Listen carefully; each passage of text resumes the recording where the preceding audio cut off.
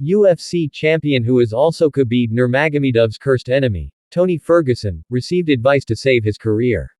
It turns out that there are still many people who really care about the 39-year-old fighter, including Javier Mendez. Coach Islam Makhachev recently gave advice to Cucuy. As is known, the fighter from the United States is in poor condition. He has suffered 7 consecutive defeats since 2020. This bad record is the opposite when compared to Ferguson's golden era. Previously, his figure was one of the terrors in the lightweight class. The interim lightweight champion title he holds even almost brought him together with Khabib. Unfortunately, their meeting, which they had tried to hold 5 times, was always cancelled, leading to it being labeled a cursed duel. Mendez emphasized that Ferguson had to start reflecting on his situation. Cucuy was asked to be aware of his age and start shifting to other fighting arenas.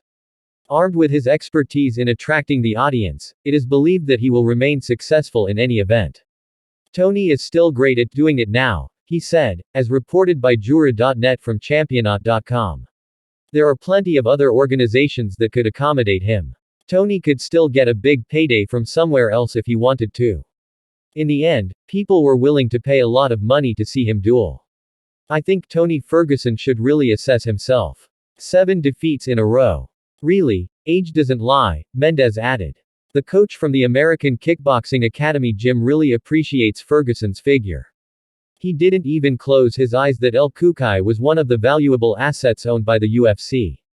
One thing I need to emphasize is that UFC will profit if it releases Tony Ferguson, explained Mendez. You know, letting him go will make them profit. Previously, this wasn't something that was profitable. Originally he was a valuable asset.